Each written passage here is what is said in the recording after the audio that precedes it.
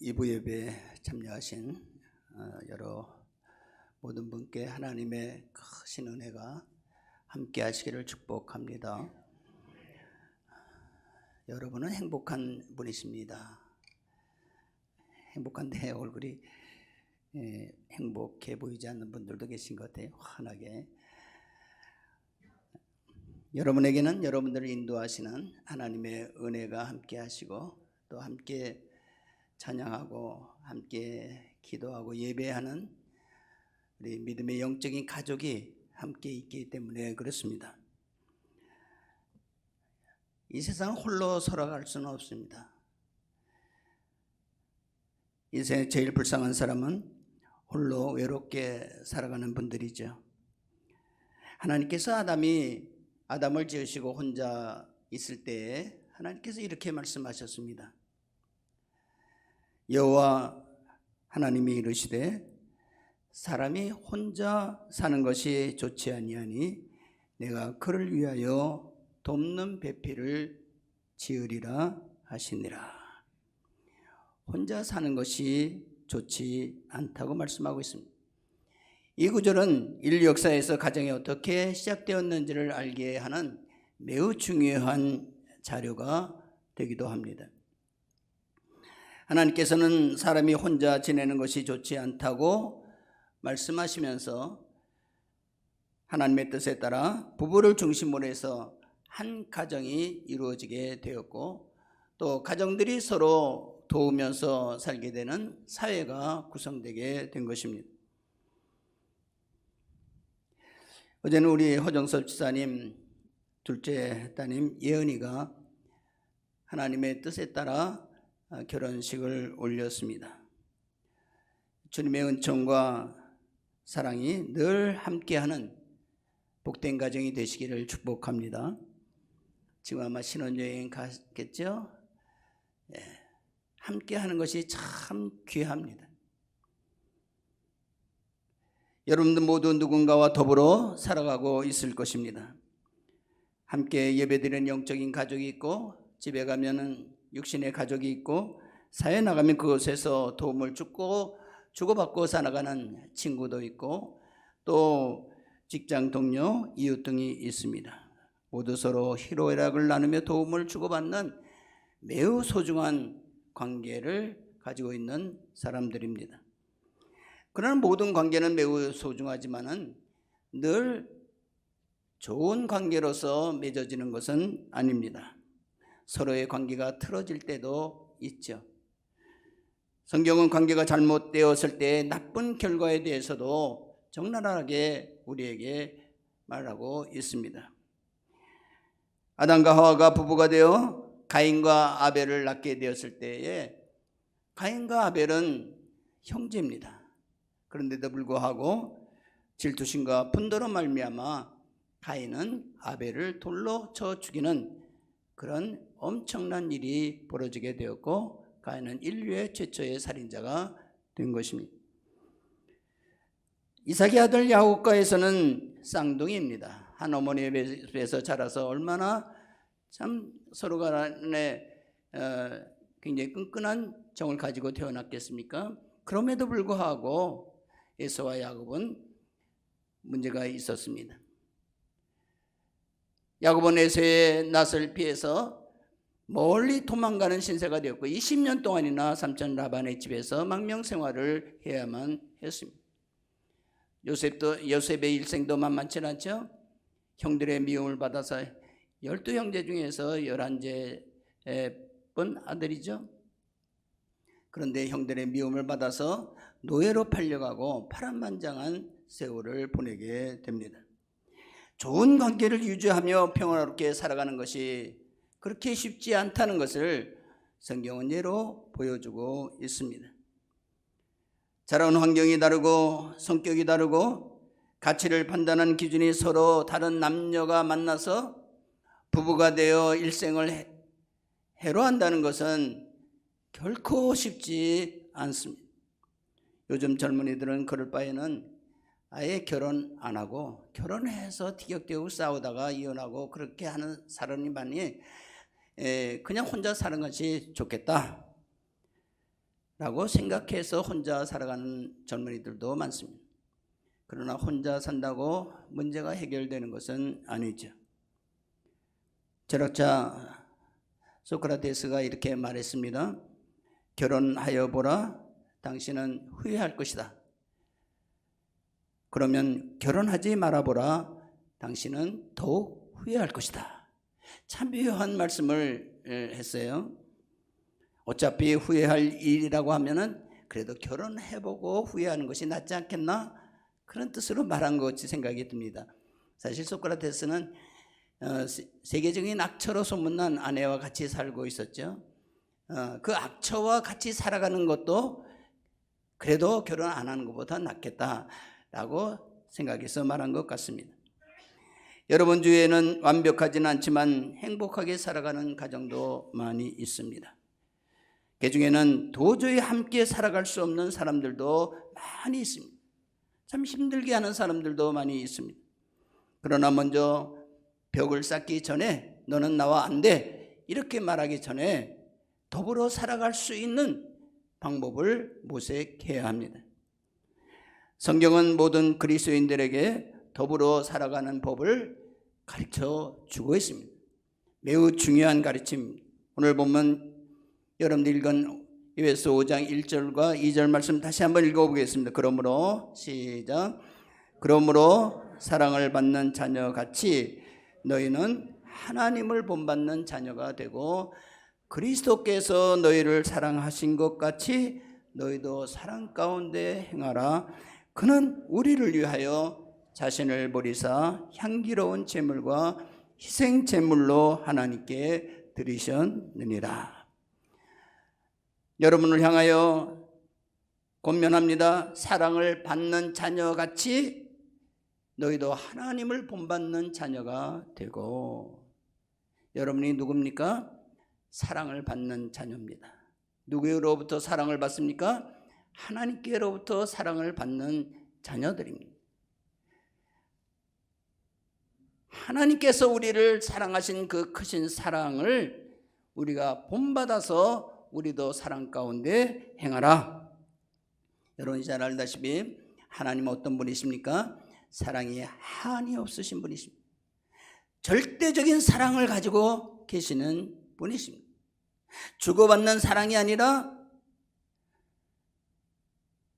우리를 향해서 무조건적으로 자신의 모든 것을 주신 사랑입니다.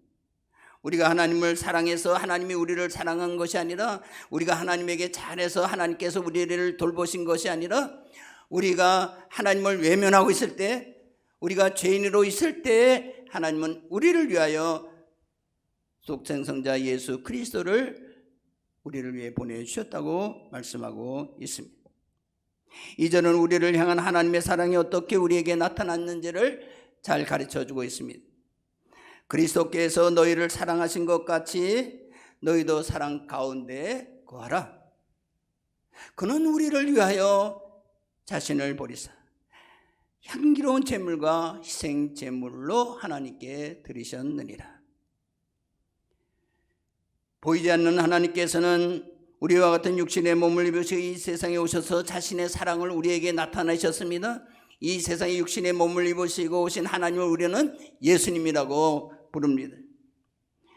예수님은 이 세상에서, 우리는 하나님을 볼 수 없기 때문에 하나님의 사랑을, 하늘에 계신 하나님을 보고는 잘 알지 못합니다. 그래서 하나님께서는 직접 하나님의 사랑을 우리에게 보여주시기 위해서 이 세상에 오신 것입니다. 이 세상에 오신 육신의 몸을 입으시고 오신 하나님 예수님은 우리에게 어떤 사랑을 보여주셨습니까? 예수님은 자신이 택하신 12 제자들을 끔찍하게 사랑하셨습니다. 그에게 나오는 모든 사람들을 포용해 주셨습니다.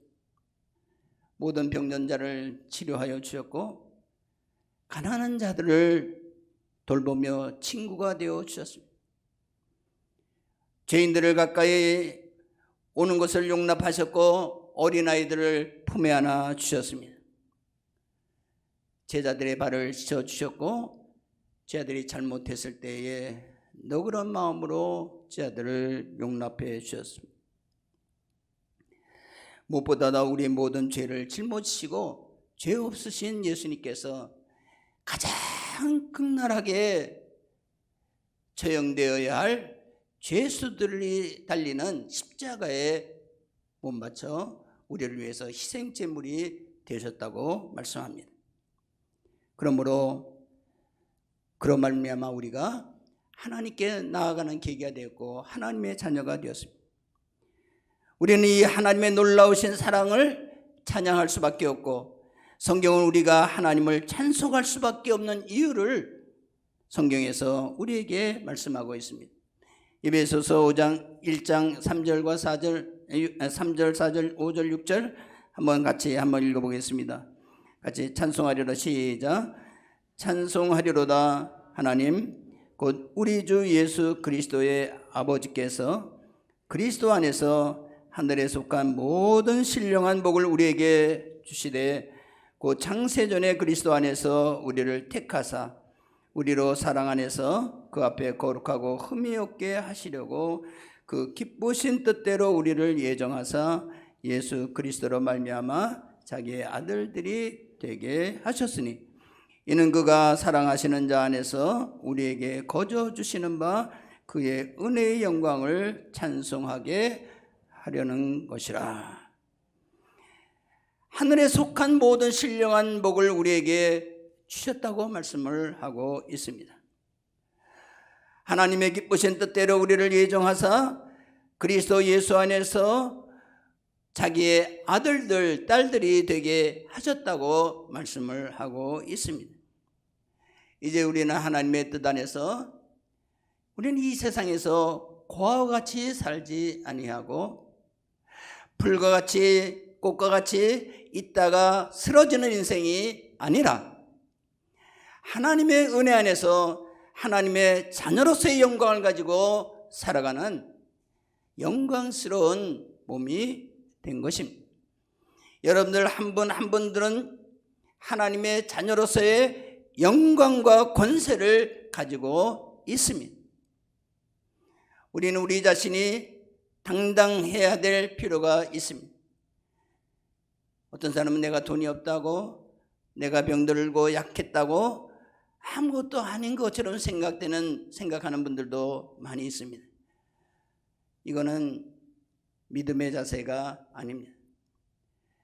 어떠한 상황 안에서도 그리스도인들은 하나님의 영광을 가지고 있습니다. 우리에겐 영원한 생명이 있습니다. 이 세상에 잠깐 동안 어려움을 당하고 고난을 당하고 아픔을 당하고 죽음 가운데 처할지라도 우리에게는 영원한 생명을 하나님께서 우리에게 선물로 주셨으니 얼마나 감사한 일입니다. 여러분들 한 분 한 분에게는 영원한 생명이 있습니다. 우리는 하나님께 늘 감사한 마음을 가지고 살아가야 합니다. 우리 그리스도인들의 사명은 무엇입니까? 하나님의 사랑과 은혜를 날마다 찬양하는, 지난주에 우리가 찬양 예배를 드렸죠. 그 찬양이 우리의 그리스도인들의 본분이라는 것입니다. 하나님은 찬양받으시기를 기뻐하시는 분이십니다.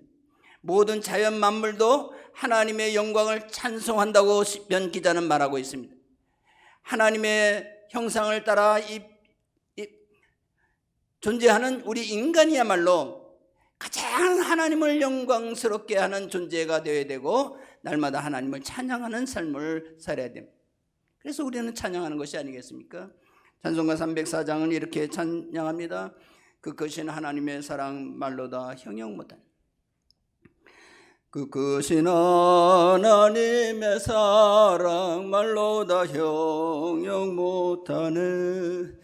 저 높고 높은 별을 넘어 이 낮고 낮은 땅 위에 죄범한 영혼 구하려 그 아들 보내사 화목제물 삼으시고 죄 용서하셨네. 하나님 크신 사랑은 측량도 다 못하네. 영원히 변치 않는 사랑 성도여 찬양하세. 성도의 본분은 하나님을 찬양하는 것입니다. 제가 왜 찬양을 합니까? 목소리가 좋아서 합니까? 제 목소리는 좋지를 않습니다. 나이가 많은 사람들의 목소리가 뭐가 좋겠습니까? 내가 찬양을 하는 것은 하나님 앞에 하는 것입니다. 하나님의 은혜와 사랑이 감사하니까 하는 것입니다. 여러분들이 하나님께 찬양할 때 여러분의 목소리가 좋아서 찬양합니까?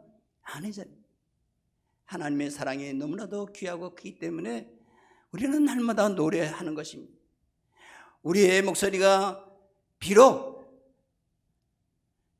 째지는 음성이라 할지라도, 듣기 싫은 음성이라 할지라도 하나님은 안 그렇단 말이에요. 하나님은 우리의 마음과 우리의 영혼을 보시기에 우리가 간절하게 하나님을 향해서 하나님을 찬양하는 목소리는 영광스럽게 하나님께 상달되는 것입니다. 그리스도의 본분은 언제나 하나님께 감사하며 찬양하는 것이라는 것을 잊어서는 안 됩니다. 더 나아가서 하나님이 우리를 사랑한 것 같이 우리도 하나님을 본받아, 하나님을 본받으라, 그렇게 말씀하고 있습니다. 뭘 본받았습니까? 뭐 본받습니까? 하나님이 우리를 사랑하신 그 사랑을 본받으라는 것입니다. 사랑을 몰랐을 때는 물론 그렇다고 변명할 수가 있지만 이제는 하나님의 사랑을 아는 그리스도인이 되었습니다. 하나님의 사랑을 알면서 우리가 실천하지 않는다고 하면은 우리는 참된 그리스도인이라고 할 수가 없습니다. 에베소 4장 22절부터 5장 9절까지 말씀에는 너희가 그리스도의 사랑을 깊이 알아서 하나님을 본받아서 이렇게 살아가라. 부부는 이렇게 살아가라. 남편은 이렇게 섬겨라. 아내는 이렇게 섬겨라. 자녀는 이렇게 사랑하라. 또 부모님은 이렇게 공경하라. 직장 생활에서 윗사람을 어떻게 섬겨라. 아랫사람을 어떻게 섬겨라. 아주 자세하게 우리에게 말씀하고 있습니다. 상황이나 상태에 따라서 약간의 권면의 차이가 있지만 근본적으로 똑같은 권면을 하고 있습니다. 하나님의 사랑을 본받아서 그리스도께서 우리를 사랑하신 그 마음으로 서로를 사랑하는 것입니다. 아내에게는 교회가 그리스도에게 하듯 하라고 그렇게 권면하고 있습니다. 사랑하는 아내들이요, 남편을 대할 때에 교회가 그리스도에게 하듯 그렇게 대하고 있습니까? 솔직히 그렇게 대하고 있습니까? 그렇게 대하라고 그렇게 말씀하고 있습니다. 남편에게 대해서 그리스도가 교회에게 하듯, 그리스도가 교회를 위해서 자기의 몸을 주듯, 생명을 주듯 아내를 사랑하라고 그렇게 말씀하고 있습니다. 우리 남편들이요, 정말 아내를 얼마나 사랑하십니까? 자기의 생명을 다 바쳐서 아내를 사랑합니까? 자녀에게도 마찬가지입니다. 부모에게도 마찬가지입니다. 이웃에게도 마찬가지입니다. 5장 33절에 한 말씀으로 이렇게 부부에 대해서 말하고 있습니다. 그러나 너희도 각각 자기의 아내 사랑하기를 자신과 같이 하고 아내도 자기 남편을 존경하라. 자신을 사랑하듯이 아내와 남편을 사랑하라는 것입니다. 세상 사람들이 나에게 함부로 대한다고 나도 똑같이 행동해서는 안 됩니다. 상대방이 나를 화나게 한다고 똑같이 맞상대해서도 안 됩니다. 왜? 여러분들은 그리스도인이기 때문에 그렇습니다. 그리스도인들은 교회 안에서와 교회 밖에서 행동이 이중적으로 나타나서는 안 됩니다. 교회 안에서와 같이 밖에서도 똑같이 행동하여야 합니다. 교회 안에서는 목사님, 장로님, 권사님, 집사님 이렇게 서로를 위하고 서로를 위해서 기도해주고 하는데, 세상에 나가면은 똑같은 분인데 어깨에 힘을 주는 사장님, 적당히 꾀부리는 회사원, 인색한 친구, 쌀쌀 맞은 이웃이 된다고 하면은 그것은 잘못된 그리스도인들의 신분을 행하는 것입니다.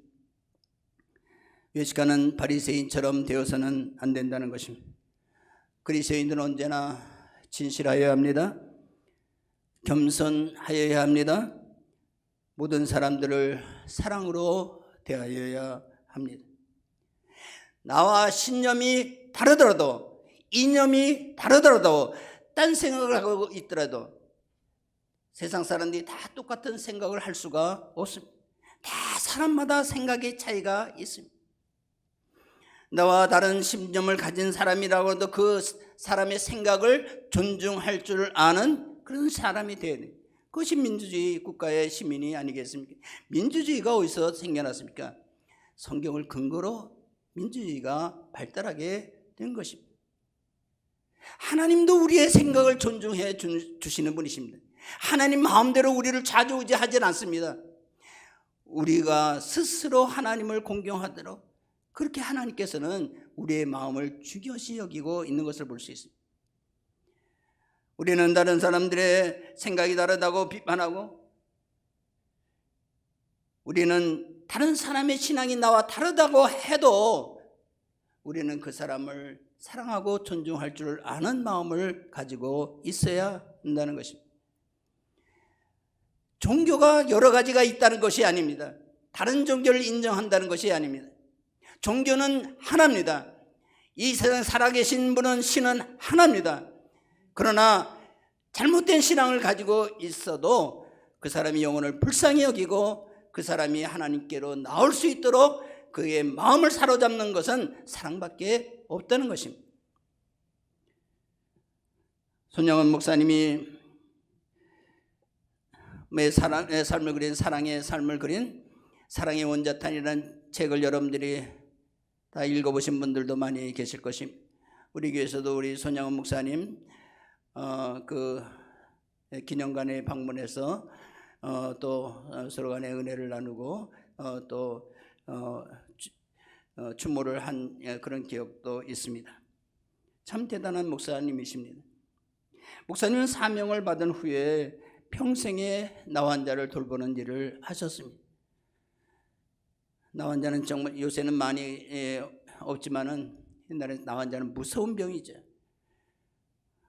고름이 나오고 온몸에 상처가 나서 귀가 떨어지고 눈이 뽑히고 코가 문드러지고 팔이 떨어져 나가고 다리 부러지고, 그런 고름이 나올 때 얼마나 무섭습니까?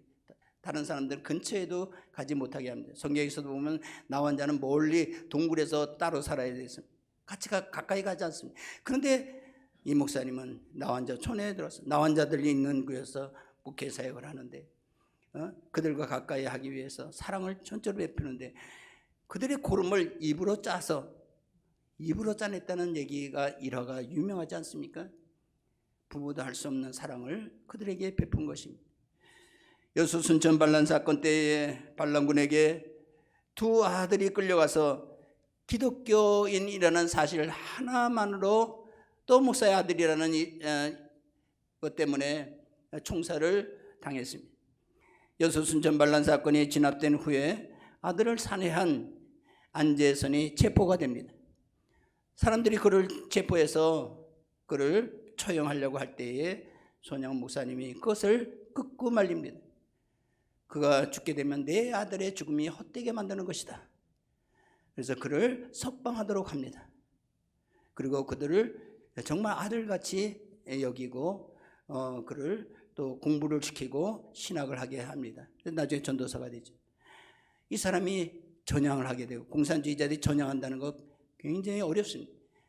공산주의 전향을 해서 이 손영은 목사님을 양부모로 이렇게 모시게 되는 거죠. 얼마나 놀라운 일입니까? 사랑은 도저히 할 수 없는 일이 생기게 하고 변화시키게 하는, 그래서 원자탄, 사랑의 원자탄이라. 원자탄보다도 더 큰 영향력을 줄 수 있는 것이 바로 사랑입니다. 예수님의 십자가의 사랑은 아무것도 아닌 것처럼 보이지만은 예수 그리스도의 십자가의 사랑이 이 세계의 모든 사람들의 마음을 움직이고 변화시켜서 얼마나 많은 세계에 최고의 영향력을 준 것이 바로 그리스도의 십자가의 사랑이 아닙니까? 사랑은 아무것도 아닌 것처럼 보여도 엄청난 위력을 가지고 있습니다. 이러한 사랑을 하는 것이 쉽지 않습니다. 우리는 사랑을 배워야 합니다. 훈련해야 합니다. 영적인 훈련, 영성 훈련이 필요하고 또 상대방의 마음을 읽는 것도 굉장히 중요합니다. 우리는 자기 생각만 해요. 상대방이 어떻게 생각하는지에 관심을 두지 않고 내 생각만 앞세우는 경우가 많습니다. 남편들은 아내의 생각을 읽을 줄 알아야 돼. 무슨 생각을 하고 있는지. 부모님들은 자녀의 마음을 읽을 수 있어야 합니다. 사랑이라는 것은 그 마음을 이해하고 그 마음을 위로해 주는 데서 사랑이 전해지기 때문에 그렇습니다. 상대방을 이해하고 무엇보다도 그리스도의 사랑이 항상 내 마음에 흐를 수 있도록 하여야 합니다. 성경의 모든 그리스도인들에게 하나님의 사랑을 배우라고 명하고 부부간에, 부부와 자녀간에, 또 사장과 종업원 사이의 관계를 어떻게 할 것인가 구체적으로 설명하고 적용시켜서 우리에게 가르쳐 준 것은 굉장히 의미심장한 부분이라고 생각합니다. 사랑은 말로만 행하고 교회 안에서만 적용되는 부분이 결코 아닙니다. 여러분들이 항상 생활하는 그곳에서 구체적으로 적용되어야 합니다. 5월은 가정의 달입니다. 어린이날이 있고 어버이날이 있고 부부의 날이 있고 또 스승의 날이 있고 다 5월달에 있습니다. 모든 관계를 새롭게 정립하라는 의미에서 5월에 다 만들어졌을 것입니다. 교회에서도 어린이 주일이 있고 어버이 주일이 있습니다. 괜히 만들어진 것이 아닙니다. 성경에 가장 중심적으로 우리에게 교훈하고 있는 부분이기도 합니다. 여러분들이 모두가 가정의 달을 보냈습니다. 얼마나 사랑 가운데에서 자녀에게, 부모에게, 또 부부에게, 또 이웃에게 얼마나 사랑을 전하면서 살아왔습니까? 잠깐 동안 어버이 주일 지킨다고 해서 어버이에게 꽃송이 한 송이 달아드리는 걸로 맞춰서는 안 됩니다. 언제나 부모님 곁에 있어. 오늘도 이렇게 휠체어를 이렇게 끌고 어머니를 모시고 같이 예배드리는 모습 얼마나 아름답습니까? 우리 그리스도인들은 항상 연약한 사람들에게 함께 하여야 합니다. 며칠 전에 서부시찰교회에서 제주도에 여행을 했습니다. 오래간만에 몇 년 만에 이렇게 하는 여행인데 2박 3일로 다녀오도록 그렇게 결정을 했습니다. 담임 목사님께서 저희 2박을 더 하자고 해서 2박을 담임 목사님과 같이 하고 돌아왔습니다. 우리 목사님 내외하고 저희 내외가 같이 보냈는데 저 어떻게 보면 담임 우리 원로 목사라는 부분이 시부모와 같은 그런 부분이 아니겠습니까? 자, 시부모를 모시고 저기 여행 가는 것이 쉽지 않습니다. 그런데 이렇게 시부모 같은 원로 목사를 모시고 이렇게 간다고 해서 정말 기쁨으로 같이 왔고 잘 다녀왔습니다. 얼마나 좋은지 모르겠어요. 참 나 같은 복받은 목사가 아닌가 이렇게 생각을 합니다. 5월 8일에는 어버이 주일인데 그때는 현대교회 목사님이 담임 목사님이 저에게 1박 2일 동안 부산에 좀 갔다 오자고 이렇게 해서 같이 다녀왔습니다. 함께 갈 사람들이 굉장히 많이 있는데 저를 이렇게 같이 가자고 해서 안 간다고 하면은 그냥 또 파토 날까봐 그냥 담임 목사님께서 같이 가자고 할 때에 두 말 앓고 다녀왔습니다.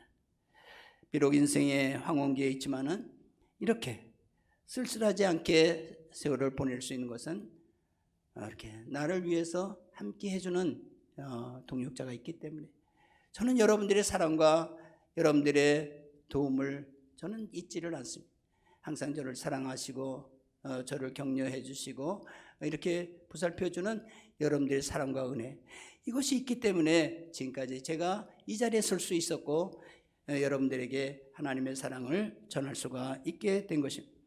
여러분들 주위에 둘러보면은 사랑을 나누면 좋을 분들이 많이 있습니다. 멀리 바라보지 마시고, 물론 아프리카의 어려운 사람들에게 도움을 주는 것도 좋습니다. 귀합니다. 또 우크라이나 사태, 거기 어려움을 당한 사람들을 도와주는 것도 좋은 일입니다. 그런데 더 중요한 것은 여러분들 가까이 있는 분들을 사랑하십시오. 제일 쉽지 않습니까? 가까이 있으니까 사랑할 수가 있어요. 제일 가까이 있는 아내를 사랑하세요. 제일 가까이 있는 남편을 사랑하세요. 교회의 직분을 맡아 교회에서 충성하면서 자기 아내를 돌보지 못하고 자기 남편을 돌보지 못한다고 하면은 그거는 잘못해도 크게 잘못한 거예요. 어떻게 사랑해야 됩니까? 남편을 사랑할 때 어떻게 사랑해야 됩니까? 교회가 그리스도에게 하듯 하라고 그렇게 말씀하고 있습니다. 여러분들 그리스도에게, 주님에게 어떻게 사랑을 합니까? 마음을 다해서 합니다. 여러분들 아내를 사랑할 때 그리스도께서 교회를 위해서 몸을 주듯이 사랑하라고 합니다. 자기의 생명을 다 주어서 아내를 사랑하라는 것입니다. 정말 그렇게 하고 있습니까? 남편은 그냥 나를 돕는 여자, 이 정도로 생각합니까? 아니, 내 생명같이 여겨야 돼. 아내의 마음을 읽을 줄 알아야 돼. 아내가 무엇을 원하는지, 남편이 무엇을 원하는지 알고 해야 돼. 어떤 사람이 결혼 생활을 할 때 보면은 자기 중심인 사람이 있어요. 밥 차려야라, 뭐 해달라, 뭘 해달라, 차 끓여라. 왜 그렇습니까? 둘은 서로 간에 도와주는, 할 수 있는 부분을 다 할 수 있어야 됩니다. 우리는 서로 남편과 아내를 귀하게 여깁니다. 우리 자녀들을 사랑할 때에 어떻게 사랑하십니까? 자녀의 마음을 읽을 줄 알아야 됩니다. 자녀가 외롭게 있는 것은 아닌지, 자녀가 나를 멀리서 바라보는 것은 아닌지를 살펴봐야 합니다. 참 어려운 일입니다. 자녀들이 딴 데 가 있을 때가 많이 있어요. 딴 생각할 때가 많이 있어요. 그런데 그것을 읽어줄 수 있는 부모가 참 훌륭한 부모라는 것입니다. 그래서 그 아이와 같이 슬픔과 기쁨을 같이 해줄 수 있는, 야, 우리 아버지가 참 좋은 아버지다, 이 정도 돼야 내가 그 아이를 사랑한다, 이렇게 말할 수가 있는 것입니다. 우리 교회 열심히 다니시다가 지방에 계시는 부부가 있습니다. 남편은 매우 책임감이 강한 분입니다. 일에 너무 열심히 합니다. 정말 열심히 하는 분입니다. 돈도 많이 벌어서 그래도 집도 사고 다 잘해요. 그런데 아내가 조금 문제가 있습니다. 외로워해요. 우울증으로 약을 먹고 있어요. 외롭다는 거예요. 왜 외롭습니까? 남편이 같이 있질 않으니까. 일주일이고 2주일이고 일하는 데 있으니까. 물론 거기에 모든 책임을 다 하기 때문에 잠시 동안 나오기 힘들어요. 멀리 떨어지니까. 그런데 문제는 무엇입니까? 아무리 내가 열심을 해도 아내의 마음을 잃어버린다고 하면, 외롭게 하면은, 고독하게 하면은, 그것은 정말 어떻게 보면은 나중에 소 잃고 외양간 고치는 그런 격이 될 수가 있습니다. 제가 전화를 해서 남편에게 전화를 했습니다. 일도 중요하고 돈 버는 것도 중요하지만은 아내 일주일에 한두 번씩이라도 꼭 어떻게 해서든지 집에 가서 아내와 함께 지내십시오. 그렇게 권면을 했습니다. 그렇게 하겠다는데 잘 하는지 모르겠어요. 일도 좋지만은 아내가 지금 무엇을 원하는지 그 마음을 읽을 수 있어야 한다는 말입니다. 결혼식 같은 신앙을 가지고 결혼하는 것이 바람직합니다. 그러나 꼭 그렇게 할 수 없는 것이 현실입니다. 믿지 않은 남편과 믿지 않은 아내와 결혼할 수도 있다는 것입니다. 그럴 때 우리는 사랑으로서 그 남편에게, 아내에게 다가가야 합니다.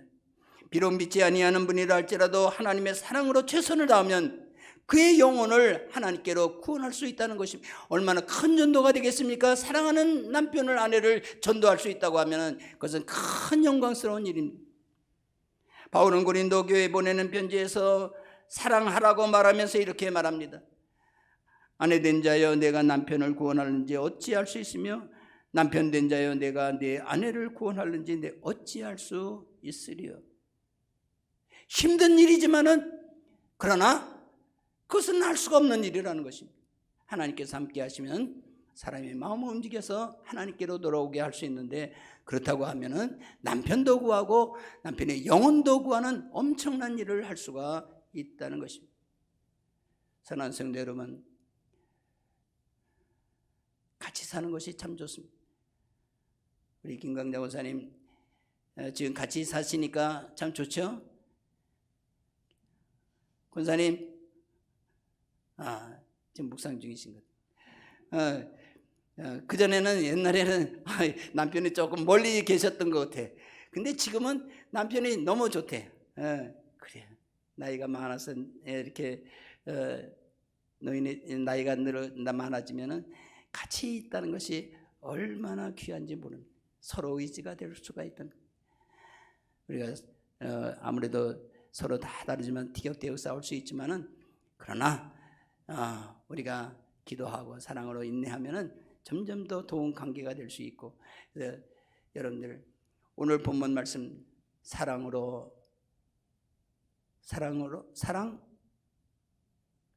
제목이 뭐죠? 사랑으로 사랑하면 사랑 가운데서. 사랑이 참 그 말이 의미가 있는 것 같아요. 사랑 가운데서. 사랑이 어떻게 보면 옆으로 가는 게 아니라 사랑 안에서, 은혜 안에서 행하자. 여러분들이 사랑 안에 있다고 하면은 누구든지 우리가 자연스럽게 사랑할 수가 있어요.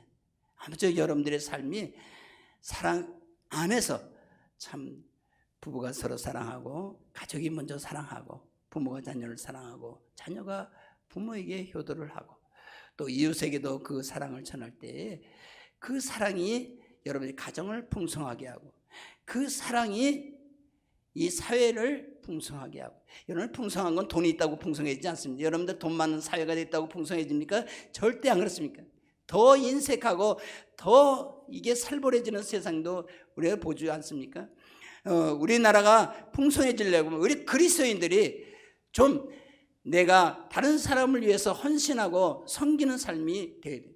그리스도인들이 이 사회를 위해서 이웃을 섬기고 믿지 않는 삶을 산다고 하면은 이 사회가 훨씬 더 지금보다 풍성하고 더 멋진 사회가 될 줄로 믿습니다. 아무쪼록 우리 소아강명교회가 여러분들로 말미암아 우리 교회도 풍성해지고, 또 여러분들의 가정도 사랑으로 풍성해지는 은혜가 있기를 주님의 이름으로 축원합니다. 기도하겠습니다. 사랑과 은혜가 많으신 아버지 하나님, 부족한 종을 단에 세워서 하나님의 사랑을 전할 수 있도록 인도하여 주신 것을 감사합니다.